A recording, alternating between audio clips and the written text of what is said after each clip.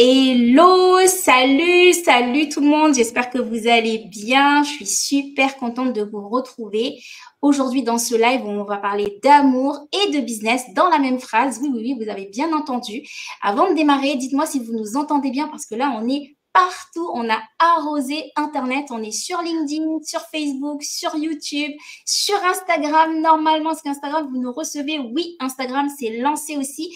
Et nouveau sur TikTok aussi, on est là pour parler amour et business, vous avez bien entendu. On va parler d'amour et de business et pourquoi c'est important d'aligner les deux pour réussir dans l'entrepreneuriat.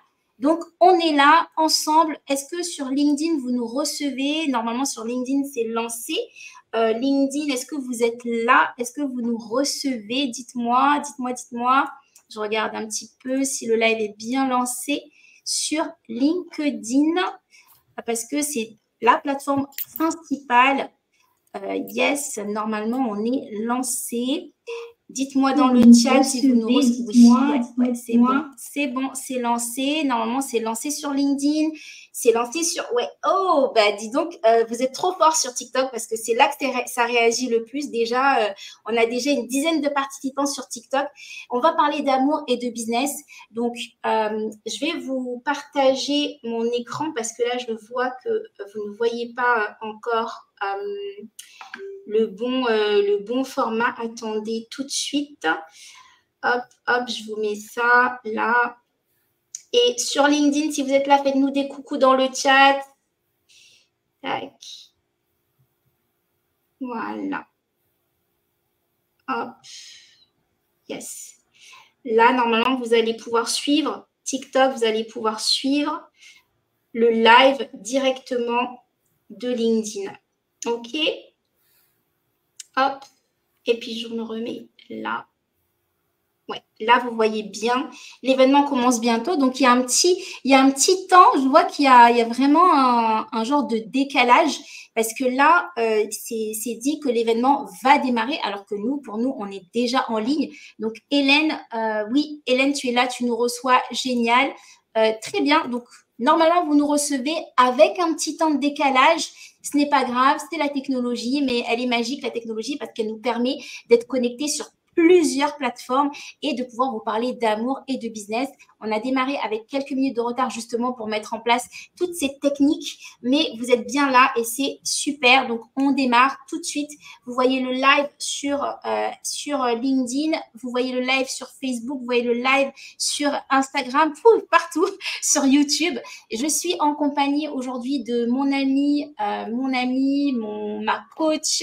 Je sais qui c'est mon tout business. Je sais pas comment la définir, mais ça fait quelques années qu'on travaille ensemble avec Sabrina, que j'ai eu le plaisir d'accompagner, qu'elle a eu le plaisir de m'accompagner. Voilà, c'est pour ça que je dis ami business et ami tout court, parce qu'avec le temps, on finit par créer de vrais liens et je vous parle de ça tout le temps. C'est aussi d'aller chercher des vraies relations dans le business. C'est possible. Donc nous, aujourd'hui, on va vous parler de relations, d'amour et de business. Sabrina est Love Manifestation Coach. J'arrive jamais à le dire d'un coup. Love Manifestation Coach.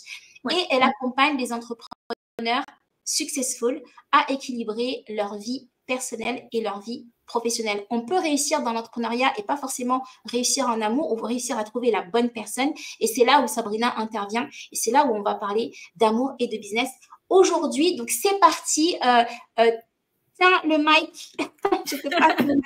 Sabrina, ça va être à toi de présenter ce sujet aujourd'hui. Tu vas nous apporter un petit peu de valeur pendant une petite dizaine de minutes, 15 minutes. Et après ça, on va échanger sur ce débat qui est, mais est-ce que c'est possible finalement de tout avoir dans la vie? Est-ce que c'est vraiment possible? Je sais qu'il y a beaucoup de femmes qui se posent la question et des hommes aussi. Est-ce que c'est possible de réussir en amour et en business? D'avoir genre les deux alignés. Dites-moi dans le chat les pour, les contre, ce que vous pensez, si c'est possible, si c'est pas possible. Partout là, sur LinkedIn, sur Insta, sur YouTube, on a envie d'avoir vos retours aussi. Est-ce que c'est possible? Et du coup, je te pose la question, Sabrina, dis-nous comment c'est possible de créer comme ça cet équilibre business et amour. Alors, déjà, je dirais bonjour à tous. Je suis ravie d'être avec vous. Je suis ravie d'être avec toi, Henrifa, même si c'est pas la première fois qu'on se parle aujourd'hui, pour le coup. Oui, c'est possible. On peut tout avoir. Maintenant, il y a une différence aussi assez importante parce que faut séparer entre guillemets les hommes et les femmes. Les hommes et les femmes ne manifestent pas de la même manière.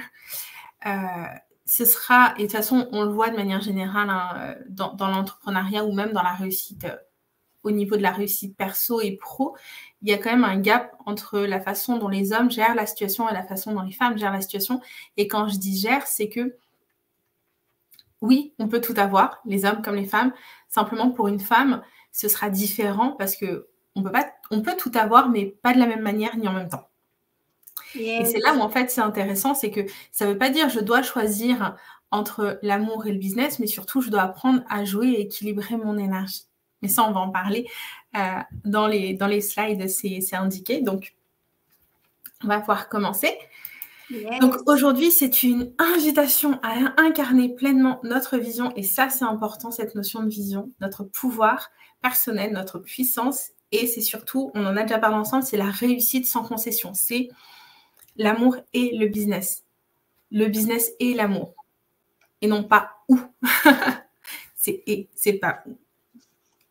Donc, ce dont on parle, hein, et puis on en parle quand même assez régulièrement, c'est vraiment cette notion d'équilibre entre vie personnelle et vie professionnelle. C'est vraiment d'arriver à trouver, je ne vais pas dire le juste milieu parce qu'il n'y en a pas vraiment, mais trouver un moyen d'être épanoui aussi bien à la maison que à la maison dans le couple que dans sa vie professionnelle.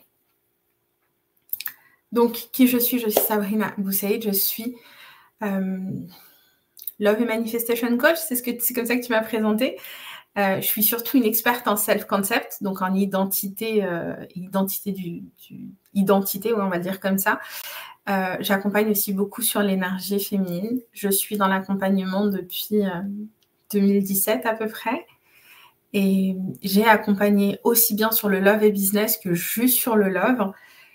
Et je me rends compte que les femmes successful, et même pour vous, hein, messieurs, parce que je sais qu'il y a quand même des hommes que le sujet intéresse, même s'ils s'en font plus discrets, je sais qu'il y a toujours il y a ces croyances, il y a cette pesanteur, il y a ce que la société nous a dit, où on ne peut pas tout avoir en fait.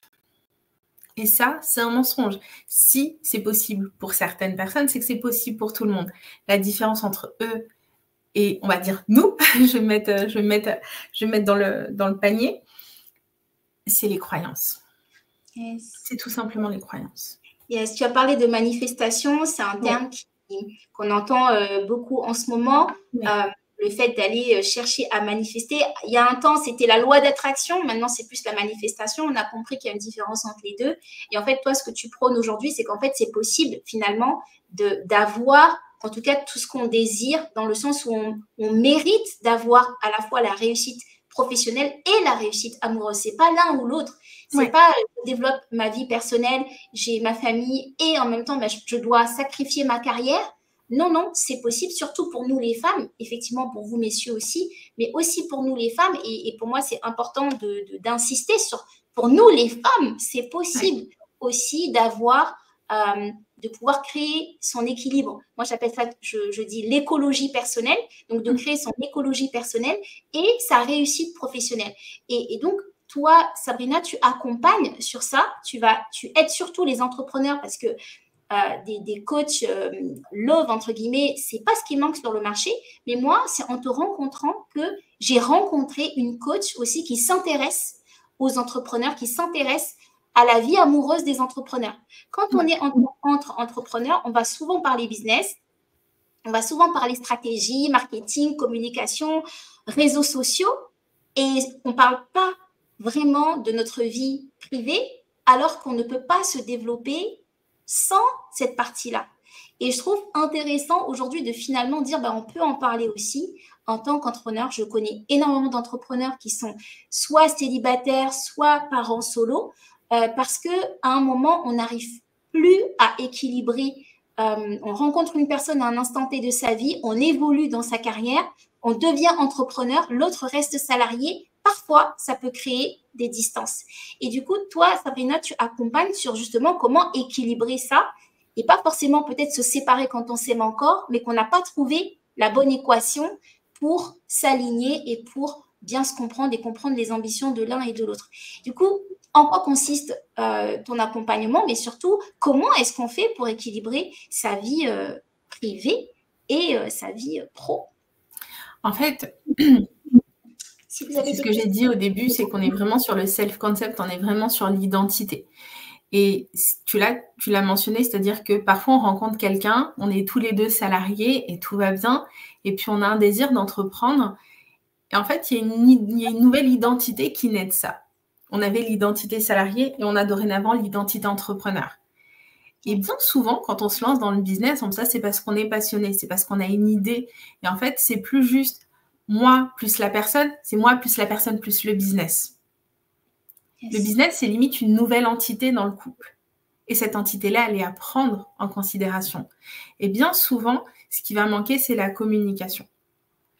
C'est le fait de savoir se réorganiser. Les priorités ne sont plus les mêmes.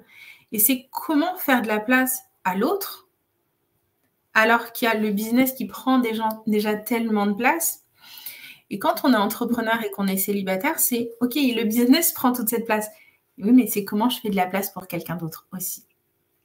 Yes, yes. Donc, vous, dans les commentaires, on va pas s'immiscer dans la vie privée, c'est pas le but, c'est simplement de poser le sujet ici, parce que je trouve qu'on n'en parle pas suffisamment assez.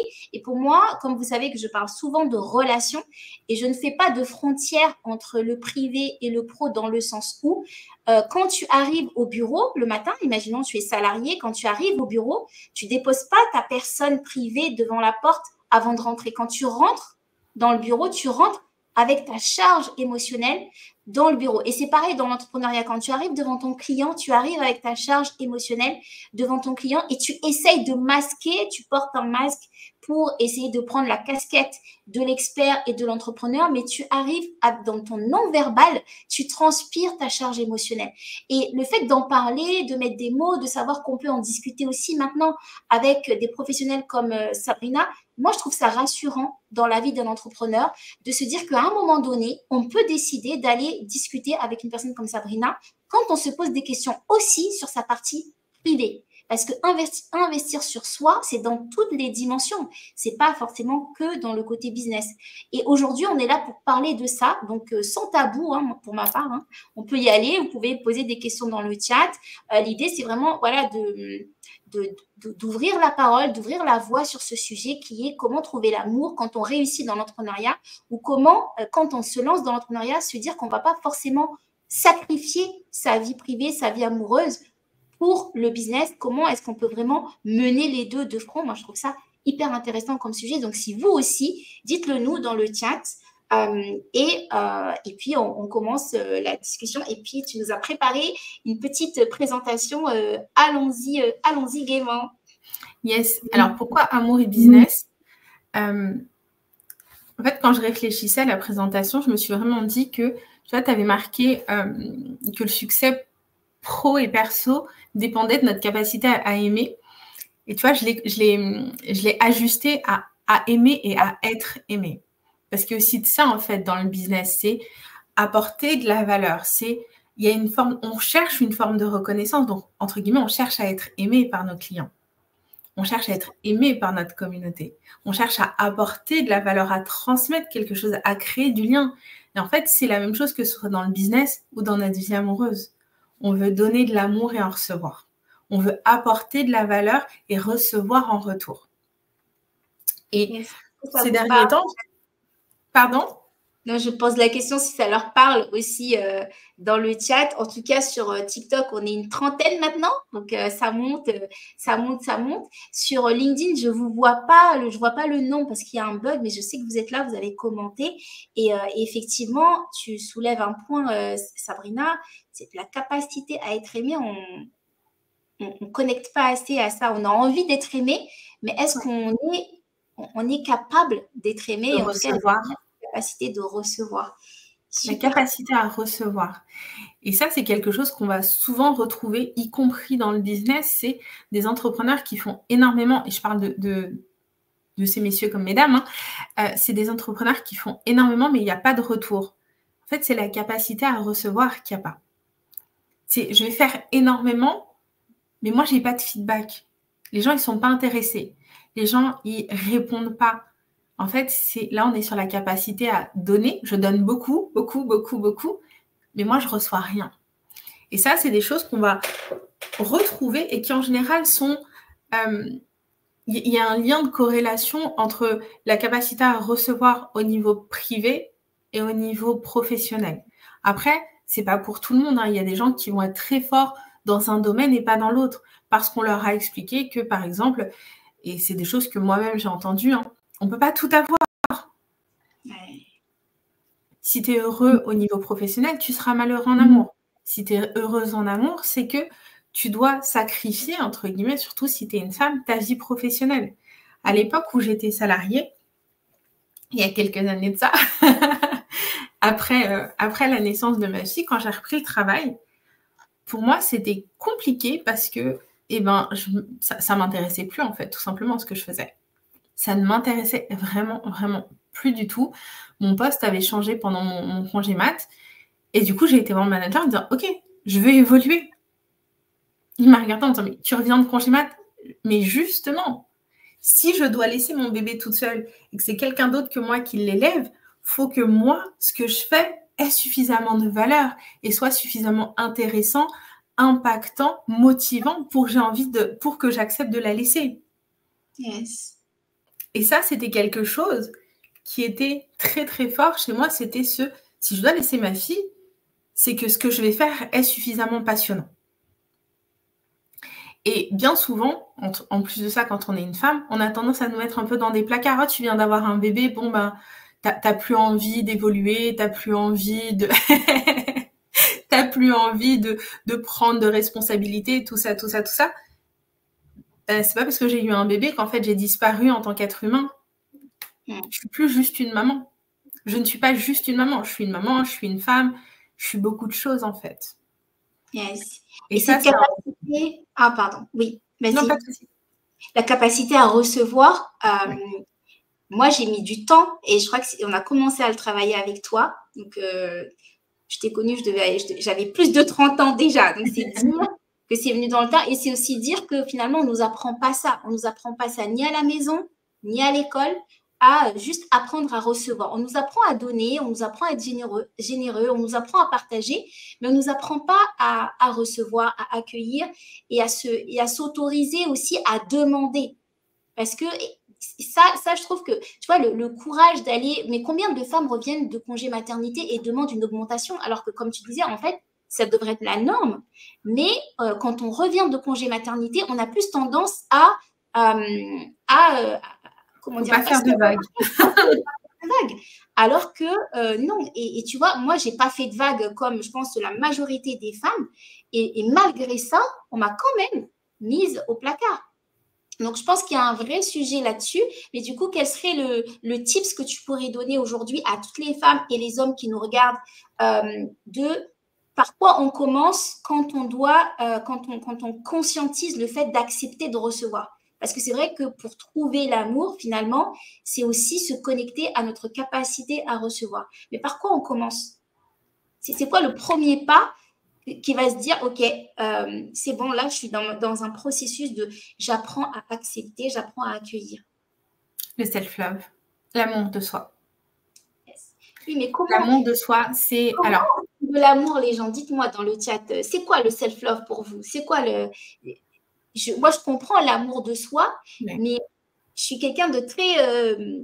un peu neuroatypique, tu sais, j'ai besoin de repères. Quand on me dit apprends à t'aimer, l'amour de toi, ok, je comprends l'amour de moi-même, mais c'est quoi l'amour de moi-même? Parce que si tu me dis aimer mes enfants, je peux te dire, une preuve d'amour envers mes enfants, c'est je sais pas, je vais les protéger, je vais leur offrir des cadeaux, je vais leur faire des câlins. Je peux te donner une preuve d'amour de moi envers les personnes que j'aime. Mais une preuve d'amour envers moi-même, à quoi je sais que je me donne de l'amour? Ce que tu fais pour tes enfants, est-ce que tu le fais pour toi? Ah, bonne question. Non, mais tu vois, c'est tout bête finalement. Je ne sais pas si vous, dans le chat, vous faites le lien, mais c'est vrai que ce qu'on fait pour les autres, on ne le fait pas systématiquement pour soi. Les preuves d'amour qu'on apporte aux autres, on ne le fait pas systématiquement pour soi. Mais en fait, ça commence par là, le self-love. Ça commence par là. Le accepter de recevoir, c'est accepter aussi de se donner quand on donne aux autres, n'est-ce pas? C'est accepter de recevoir. Le self-love, j'en parle très souvent, parce que pour moi, c'est quand même la base. Déjà, le self-love, c'est reconnaître qu'on s'aime. Yes. Tu sais, il y a des gens pour qui c'est honteux, en fait, de dire qu'on s'aime. C'est pas bien, c'est égoïste, c'est égocentrique de dire qu'on s'aime. Ouais. Non, c'est vital. C'est pas habituel. Ah, c'est vital, ouais, j'adore. C'est vital. J'aime beaucoup. C'est vital qu'on s'aime complètement. C'est vital de se dire qu'on s'aime. C'est vital, pourquoi? Parce que,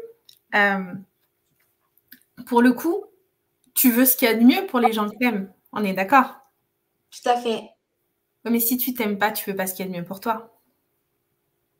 Et tu vois, c'est là où moi, j'ai mis du temps. Là maintenant, je suis passée de l'autre côté. Mais il n'y a pas si longtemps que ça, effectivement, je ne faisais pas le rapport, je ne faisais pas le lien entre aimer les autres, ce que je pouvais donner aux autres. Donc, pour moi, c'était normal, c'était naturel d'aimer les autres, d'aimer ma famille, d'aimer mon mari, d'aimer mes enfants, de donner à ma famille, à mes enfants. C'était normal. Ça fait partie du processus de la vie. Mais c'est que récemment, et quand je dis récemment, c'est vraiment dans ma trentaine, que j'ai appris aussi à me donner, à m'aimer, à me prioriser, à me choisir. Et c'est quand j'ai commencé à me choisir que ma vie a shifté, que j'ai vu que, ouais, en fait, oui, on peut avoir et donner et recevoir, mais c'est pas. C'est faux à dire hein, qu'aujourd'hui, en 2024, on en soit là, en fait, à faire ce bilan de, finalement, on nous apprend pas à se donner de l'amour. Et on cherche à ce que les autres nous donnent de l'amour. On attend que les autres nous rendent heureux. On attend que les autres nous fassent X, Y. Mais ça commence par nous, en fait. Ouais. Et ça a changé ma vie. De me dire, mais en fait, je peux kiffer des moments toute seule. J'ai pas besoin de X, Y. Mais c'est incroyable de juste se dire, est-ce que parmi dans le chat, que ce soit sur LinkedIn, sur Insta, est-ce que vous aussi, vous avez eu ce cheminement? Est-ce que vous êtes en plein dedans? Est-ce que vous trouvez que nous sommes folles de dire ça? C'est perché ou au contraire, ça vous parle? Dites-nous dans le chat. Et on a Ila qui nous dit le temps pour soi. Donc, un exemple, le temps pour soi, un sein personnel, un temps de sport, par exemple, un soin personnel. Oui, tout à fait. Tout à fait. C'est des exemples de je me donne de l'amour et je me priorise aussi et j'accepte de recevoir cet amour. Absolument. Absolument. Mais tu sais, en avion, on te dit, en cas de souci, tu mets d'abord ton masque avant de mettre celui de tes enfants. Yes. En avion, c'est ce qu'on te dit. Hein. Tu te donnes à toi avant de donner aux autres. Parce qu'au final, tu ne peux pas donner ce que tu n'as pas. Absolument. Tu ne peux pas donner ce que tu n'as pas. Comment tu veux donner de l'amour si tu es vide d'amour à l'intérieur de toi? Comment tu veux être présente avec les autres si tu n'es pas capable de l'être avec toi-même? Ça, c'est très puissant. C'est une fuite. Oui, pardon. Il y a tellement de... Mais pour revenir au business, tu vois, ce que tu viens de dire, Sabrina, je trouve que c'est juste fondamental. Sabrina a posé la question, comment tu veux donner de l'amour? Comment tu veux recevoir de l'amour quand tu n'en as pas à l'intérieur de toi pour toi-même? Et souvent, parmi les entrepreneurs que j'accompagne, il y a le problème de je ne trouve pas de clients, j'ai pas assez de clients. Je communique sur les réseaux sociaux, mais je n'ai pas de retour. Je ne trouve pas de clients. Et en fait, cette énergie qu'on donne aux clients, qu'on donne aux personnes qu'on va rechercher, on ne le prend pas pour soi-même. Souvent, c'est des entrepreneurs qui frôlent le burn-out parce qu'ils sont dans la création de contenu, ils sont dans la stratégie, ils ont besoin de trouver des clients. Et en fait, c'est des entrepreneurs qui sont comme ça dans la surproduction parfois et que ça ne donne pas de résultats. Pourquoi? Parce qu'il n'y a pas... Il manque ce côté où je prends aussi pour moi, je prends ma place. Et on a Ila qui nous dit on ne peut pas accompagner les clients si tu n'es pas en harmonie avec toi-même. Absolument, absolument. Mais tu sais que la majorité des entrepreneurs, et ça aussi, c'est un secret de Polichinelle, mais aujourd'hui, quand on voit les personnes qui réussissent sur les réseaux sociaux, imaginons, on va prendre un gros qui réussit sur les réseaux sociaux et qui engrange derrière lui des centaines de milliers de personnes qui vont prendre sa prestation. Lui, il a réussi, il explique comment il a réussi, il donne sa méthode, tu achètes sa méthode et ça ne marche pas pour toi. Pourquoi? Parce qu'il y a des paramètres personnels que lui, il a et que toi, tu n'as pas et que tu n'as pas fait rentrer dans l'équation.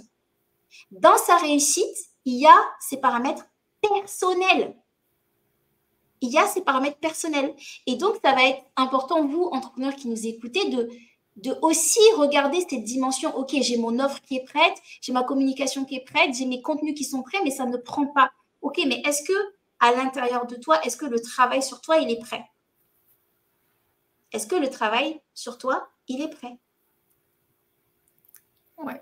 Et il y en a beaucoup qui font dépendre leurs valeurs personnelles des retours, en fait, de leur communauté. C'est-à-dire que mon offre, elle fonctionne, c'est génial, ça veut dire que je suis géniale et tout va bien. Mon offre, elle fonctionne pas, ça veut dire que moi, j'ai pas de valeur. Moi, je suis pas bien. Non, c'est juste que tu n'es pas aligné avec les personnes, c'est tout. Ton offre n'a rien à voir, ton business n'a rien à voir avec ta valeur personnelle. Après, tu es quelqu'un qui n'a pas de valeur, tu es quelqu'un qui n'a pas de valeur. Ton business, il fonctionne, tant mieux, mais au bout d'un moment, ça se cassera la figure. Mais votre valeur personnelle ne dépend pas du chiffre d'affaires que vous faites. Et ça, c'est quelque chose qui est important parce que je retrouve beaucoup ça chez mes clientes en love où parce qu'elles n'ont pas la relation qu'elles veulent, elles se disent qu'elles sont des moins que rien, qu'elles ne méritent pas l'amour, qu'elles ne sont pas aimables. Non, en fait, ta valeur personnelle ne dépend pas des personnes que tu as en face de toi. Ta valeur personnelle, elle dépend de toi, de tes valeurs. Après, ta responsabilité à toi, c'est d'aller connecter avec des personnes avec lesquelles tu es aligné. Et quand je dis que tu es aligné, on va sortir du truc un peu wou-wou spirituel. L'alignement, c'est quoi? C'est on a des valeurs en commun. On a, par exemple, dans le business, c'est qu'on va dans la même direction. On a une vision commune. On a la volonté d'avancer ensemble. Ça, c'est de l'alignement. C'est pas forcément question de numérologie, les étoiles et ceci et cela. Hein. L'alignement. On n'est pas forcément sur quelque chose de... Voilà, vous me voyez, j'ai pas de cristaux sur moi, même si j'en ai quelques-uns à la maison. J'ai pas l'air... Enfin, j'ai l'air d'une entrepreneur comme les autres au final. J'ai pas l'air plus spirituelle que ça, pourtant je le suis. Mais faut à un moment donné aussi se rendre compte que ce côté self-love, alignement, machin, on n'est pas sur des trucs hyper perchés. Oui, je peux avoir un côté perché par moment, mais je suis aussi une entrepreneur qui va parler de marketing, de stratégie, d'acquisition client, de dating, d'image de soi, de toutes ces choses-là. Et en fait, ce qu'il faut arriver à comprendre, c'est que tout ça, ça fait partie de notre identité. Et que quand vous mettez uniquement l'accent sur un point au détriment des autres, eh ben c'est là où en fait vous êtes plus aligné. C'est là où vous allez avoir des difficultés à trouver, à rencontrer quelqu'un. Et ça, je le vois aussi beaucoup, c'est les personnes, entrepreneurs ou pas, hein, qui veulent manifester l'amour, mais qui ne sortent pas de chez elles. Oui, mais en fait, à part le livreur de pizza ou le livreur Amazon, tu vas rencontrer personne. C'est celles qui vont dire « Ah oui, mais moi, je travaille sur ma stratégie business, machin et tout. Ok, est-ce que tu publies ?»« Non, mais j'ai fait des méditations. » Alors, les méditations, elles ne vont pas t'aider à trouver tes clients. Les méditations, elles vont t'aider à quoi? À t'aligner, à être au clair sur ton positionnement, sur les personnes avec lesquelles tu veux travailler. Mais il ne faut pas oublier que dans la manifestation, il y a une partie d'action inspirée, que ce soit sur l'amour ou le business, en fait. Et les gens ont trop tendance, je trouve, à rester dans une vision passive des choses et à attendre que le temps passe. Je ne vais pas dire attendre que le temps passe, mais à rester trop passif et ne pas poser les actions inspirées. Il y a, c'est qui disait, Ila Yao qui disait, oui, un temps pour soi, un soin, du sport. Oui, mais ça, c'est des actions, en fait. Et bien souvent, on reste sur des choses trop superficielles. Excellent. Si je reconnecte encore au business, parce que pour moi, ce que tu as dit est tellement... je ne sais pas si... Dites-moi dans le chat, là, on est une quarantaine sur TikTok, sur Insta, sur Facebook. On est quand même pas mal sur toutes les plateformes réunies. Nous, on est là avec Sabrina pour vous parler business et amour. Pourquoi on pense, en tout cas moi personnellement, je pense que c'est indissociable en fait, l'amour et le business. C'est pas que dans la vie privée qu'on va injecter de l'amour. Il y a une façon aussi d'aimer ses clients. Servir son client, c'est une façon de l'aimer. Quand tu vas apporter une solution à quelqu'un qui a un vrai problème auquel toi seul as la solution, pour moi, c'est une forme d'amour. Quand tu vas connecter deux personnes parce que tu penses qu'elles peuvent travailler ensemble et tu as décidé de les mettre en relation, c'est une forme d'amour parce que tu vas aider ces personnes à évoluer. Maintenant, il y a aussi l'amour envers soi. Et l'amour envers soi, pour moi, dans le business, de ce que j'ai appris au contact de Sabrina et au contact d'autres entrepreneurs, c'est que je crois que la première règle que je me suis appliquée dans la démonstration de l'amour de soi, de l'amour de moi-même, ça a été d'apprendre à dire non, ou plutôt d'apprendre à me dire oui. Parce que souvent, quand on hésite à dire non aux autres, c'est parce qu'on a envie de se dire oui à soi. Donc, les clients qui viennent et qui, juste parce qu'ils t'ont payé, pensent que tu es leur disposition. Leur disposition, parce qu'ils ont sorti la carte bancaire. Moi, je les sens venir maintenant, ces clients-là, et je ne les prends plus. Non, en fait. Ce n'est pas parce qu'on travaille ensemble que je suis à ta disposition H24. Et ça, ce n'est pas la faute du client non plus si toi, tu n'as pas posé tes limites. Donc, moi, dans l'amour de soi, ça a été d'apprendre à poser mes limites, d'apprendre à poser mes cadres. Et depuis, mais ça se passe beaucoup mieux parce que toi, tu perds moins d'énergie, tu ne te crames pas à essayer de servir le client. Il y a un cadre qui est posé. Ça a été la première démonstration de self-love que j'ai appris et que j'ai implémenté. Tout à l'heure, Sabrina parlait du côté perché que ça peut susciter, la manifestation, la loi d'attraction, l'amour de soi, l'estime de soi. Il n'y a pas plus pragmatique que moi. Je crois que je suis la personne la plus terre à terre que tu puisses trouver. Et pourtant, ça me parle ce qu'elle dit. Et je pense qu'on devrait tous s'intéresser à ces sujets-là, de comment j'apprends à m'aimer pour mieux développer mon business, comment j'apprends à accueillir l'amour dans tous les sens de la vie. Et ça ne fait pas gnangnan de dire ça. Non, ça ne fait pas gnangnan pour le coup. Ça ne fait pas gnangnan, c'est salutaire en fait. C'est comment j'apprends à recevoir l'amour. Ben oui, mais en fait, un client qui me fait un témoignage pour dire que j'ai changé sa vie, c'est de l'amour. Une personne, et alors je voulais revenir, tu vois, je rebondis là-dessus. Quelque chose qui a été très fort chez moi, c'est que, tu vois, tu parlais du fait de dire non aux clients qui pensent que tu es à sa merci parce que tu as payé. Moi, je pensais vraiment que les résultats des clients dépendaient de moi. Et du coup, je me donnais énormément et ça me rendait dingue quand mes clients, ils n'avaient pas de résultats. Et en fait, je le réalise, je le savais, mais il y a une différence entre savoir et vraiment incarner. Et en fait, ça ne dépend pas de moi, les résultats de mes clients. Les résultats des clients dépendent d'eux. Et je pense notamment à une cliente que j'avais eue en Love and Money à l'époque en accompagnement. Et c'est maintenant qu'en fait, elle a les réalisations. C'est maintenant qu'en fait, il lui a fallu quelques années pour dire « Ah, mais au final, cet ex, je ne veux pas le récupérer. » Et c'est maintenant qu'elle me dit « Ah, mais Sabrina, tu avais raison, je n'étais pas dans mon énergie féminine au final. Non, tu n'étais pas dans ton énergie féminine. » Mais à l'époque, même si elle voulait l'accompagnement, ses résistances étaient là. Donc, j'ai eu beau faire l'accompagnement, j'ai eu beau tout mettre à disposition, elle n'était pas prête à faire le travail. Et ça aussi, c'est une preuve d'amour de soi que de refuser de prendre la responsabilité de la réussite ou pas de quelqu'un sur soi. Yes. Ça ne dépend pas de toi, Henrifa, si tes clients ont des résultats. Toi, tu fais ce que tu es censé faire. À eux, après, d'appliquer. À eux, d'être prêts. C'est ça. C'est ça. Et c'est tellement puissant pour les entrepreneurs qui nous regardent. Je sais, surtout pour les coachs, les thérapeutes, les consultants, tous ceux qui sont dans l'accompagnement. Si vous êtes dans l'accompagnement, à un moment donné, vous vous êtes senti, en tout cas, moi, je l'ai ressenti aussi, tu sais, ce truc de se dire, OK, j'ai un client. Qu'est-ce que j'ai pas fait? Voilà, qu'est-ce que j'ai pas fait pour que mon client puisse shifter. Mais en fait, qu'est-ce que lui aussi n'a pas fait? Et c'est important d'avoir un mécanisme où vous allez pouvoir checker, voilà, un checkpoint de tes clients. Moi, maintenant, ce que je fais avec mes clients, c'est qu'il y a un checkpoint qu'on met en place au début et à la fin de l'accompagnement, on recheck ce qui a été fait, ce qui a été accompli, ce qui est en cours, le résultat. Et en fait, voilà, on partage la responsabilité de la réussite, parce qu'effectivement, tu n'es pas responsable de la réussite de tes clients.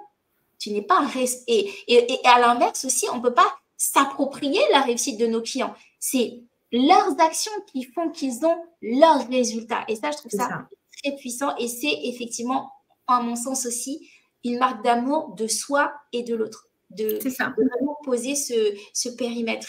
Très bien. Est-ce que je ne sais pas s'il y a des questions dans le chat? Tu avais encore des petits tips à nous partager, mais c'est tellement passionnant que... Pour le coup, oui.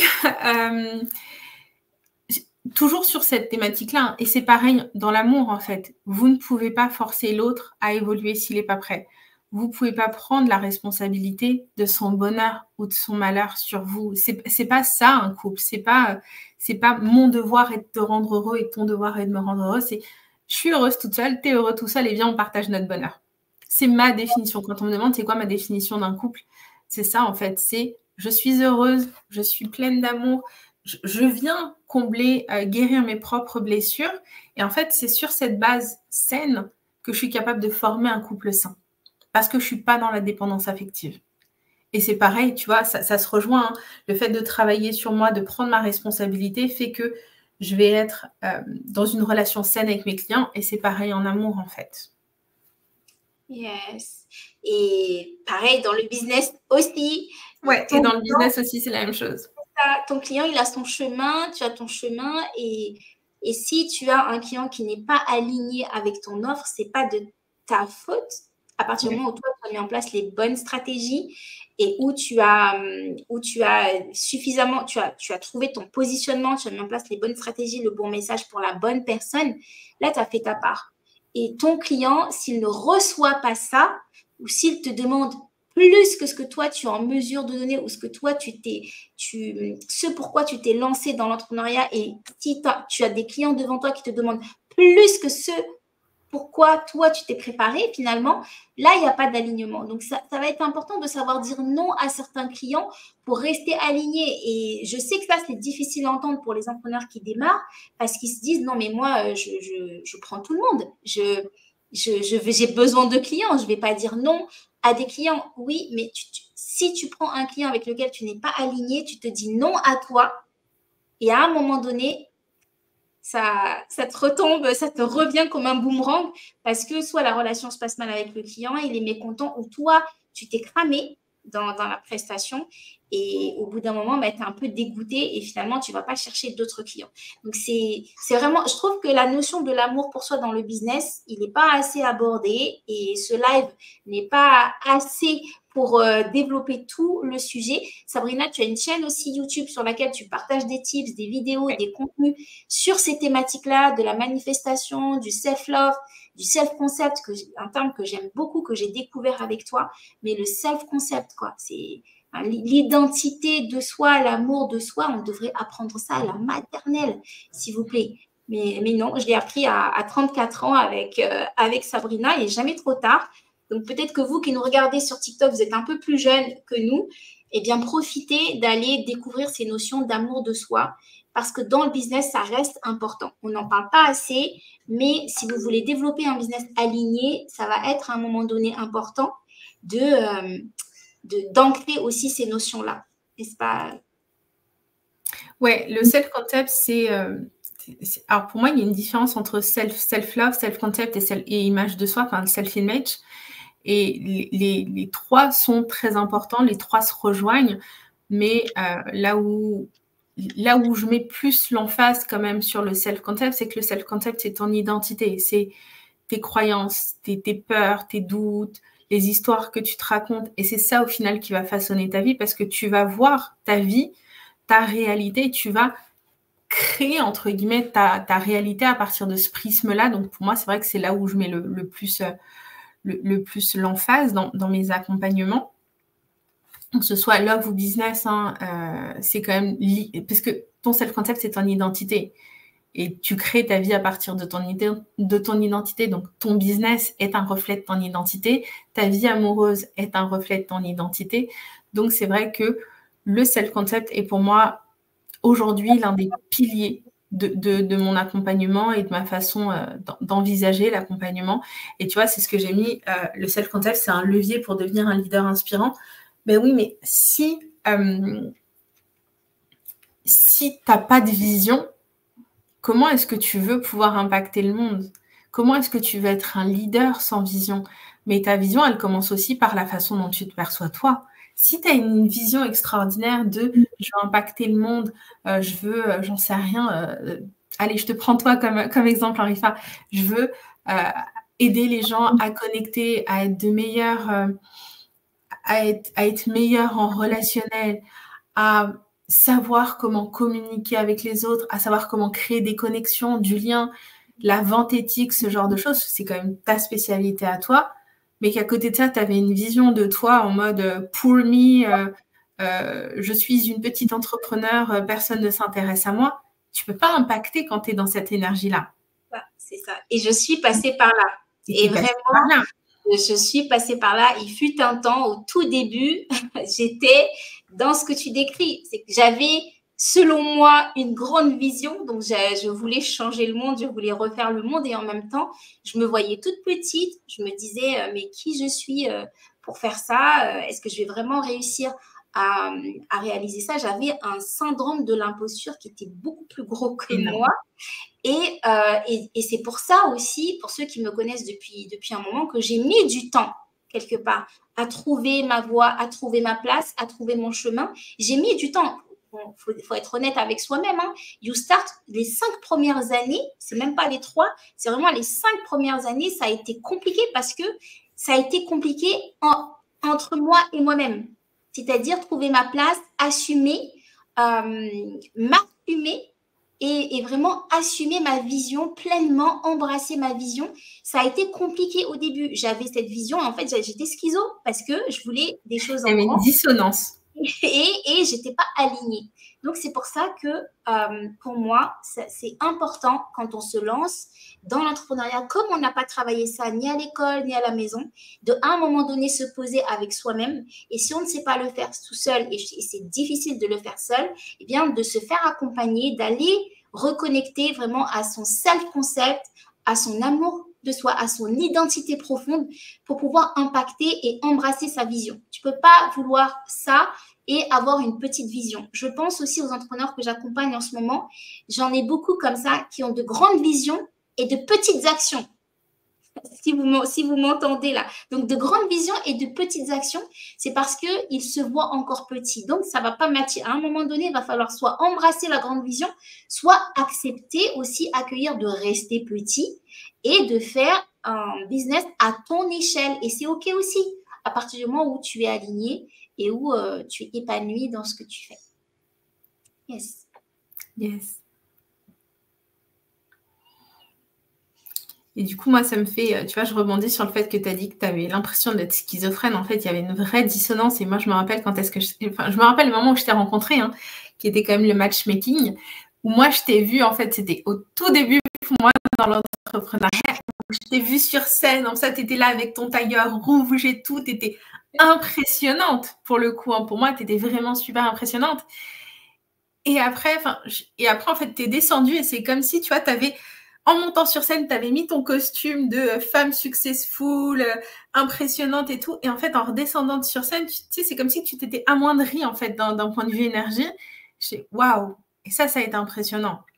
Ouais. Et ça, je sais que c'est des choses après dont on a discuté, qu'on a travaillé, mais c'est vrai que on peut avoir cette espèce de dissonance, cette impression d'être un peu deux personnes. C'est ce que je t'ai dit d'ailleurs, moi, pas plus tard que ce matin. La différence entre quand je suis en coaching et que vraiment je me sens habitée par mon sujet, Et qu'à côté de ça, quand je suis toute seule à mon bureau et que je dois justement poster ce genre de choses, où je me sens tout de suite nettement moins impactante. Et ça fait partie des choses qu'on travaille. Et je pense que dans l'entrepreneuriat, après dans la vie de tous les jours aussi, en tout cas pour moi, et là je vais dire quelque chose qui va un peu à l'inverse de ce qu'on a dit ce matin, pour moi c'est encore un peu difficile de me dire je peux être au top à tous les niveaux. Parce que culturellement, dans mon éducation, de par ce que j'ai appris, on m'a pas appris ça, qu'on peut être au top à tous les niveaux. Donc la solution que j'ai trouvée, c'est à chaque fois que je sens que là, je suis pas forcément au top de ma forme ou au top de ma performance, c'est de juste aussi accueillir ça et quand même me donner de l'amour et pas me m'auto-flageller de oh là là, mais là, hier, j'étais comme ça, aujourd'hui, je suis comme ça. Non, en fait, c'est le chemin, c'est un cheminement et surtout, il n'y a pas de réussite sans échec. Donc, on n'est pas là pour dire qu'on est des femmes parfaites, qu'il faut être tiré sur 4 épingles tout le temps. Non, non. La preuve, jamais coiffée. Ce matin, j'étais en train de bénir la personne qui a inventé l'anti-cerne, de me dire mais parce que on a aussi nos moments de fatigue, surtout là je pense aux mamans qui ont des petits bébés comme moi. C'est pas toujours évident, donc on peut pas toujours être comme ça au top du top. En revanche, on peut toujours, mais dans toutes les situations, dans toutes les circonstances, s'aimer et avoir de l'amour pour soi, avoir de la gratitude pour ce qu'on a déjà. Si on n'a pas atteint ses objectifs, mais on est en chemin, et accueillir ce qu'on a déjà réalisé, ça a été game changer pour moi, d'apprendre d'être dans la gratitude quoi qu'il arrive et de me dire ok, très bien, là j'ai ça comme cadeau, c'est pas un frein, c'est un cadeau, c'est une opportunité pour moi de grandir, c'est une opportunité de regarder là où, dans une direction que je ne regardais pas avant. Et allez, on avance. Et ça a été vraiment un élément changeant pour moi, en tout cas dans mon évolution professionnelle. De toute façon, la discussion n'est pas finie parce que je vois l'heure tourner. On va couper dans 5 minutes. Mais souvenez-vous, c'est tout le mois de novembre, tous les mardis. Donc, mardi prochain, prenez rendez-vous, notez. À 13h, mardi prochain, on continue la discussion sur l'amour et le business. Est-ce qu'on peut vraiment réussir en amour et dans le business? Est-ce qu'on peut vraiment se développer professionnellement et aussi réussir sur le plan personnel, atteindre ses objectifs personnels? Est-ce que c'est vraiment possible de tout avoir? Est-ce qu'on peut tout avoir? Donc, dites-nous dans les commentaires si le sujet vous a parlé, si ça vous parle. J'ai vu aussi qu'il y a eu des commentaires sur Insta. J'ai vu qu'il y avait, alors il y a l'éclat des mamans qui nous regardent, qui a un super compte que je vous invite à aller suivre. Elle est la confidente des mamans, donc elle parle à toutes les mamans, qu'elles soient entrepreneurs ou pas d'ailleurs. Il y a plein de super comptes qui nous suivent ici. Je ne vais pas pouvoir citer tout le monde, mais en tout cas, sachez que je vous vois et merci pour la force que vous m'avez donnée dans ce live. Plus particulièrement sur TikTok, avec tout l'amour, tous les cœurs. Je vois ça va dans tous les sens. C'est trop, trop beau. Merci infiniment aussi sur LinkedIn. LinkedIn, je vois aussi, il y a Hélène qui ont parti, Charlène qui était là, qui était sur TikTok aussi.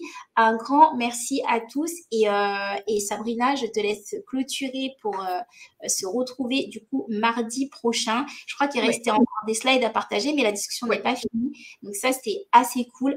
On va pouvoir continuer la discussion mardi prochain, le débat mardi prochain. Est-ce qu'on peut vraiment réussir en amour et dans le business? C'est le sujet. Donc, le mot de la fin, coach. Le mot de la fin, c'est compassion. Pour rebondir sur ce que tu disais, compassion, avoir de la compassion pour soi et rester dans la bienveillance. Et c'est, tu vois, ce que je disais, hein, la différence entre motivation et discipline.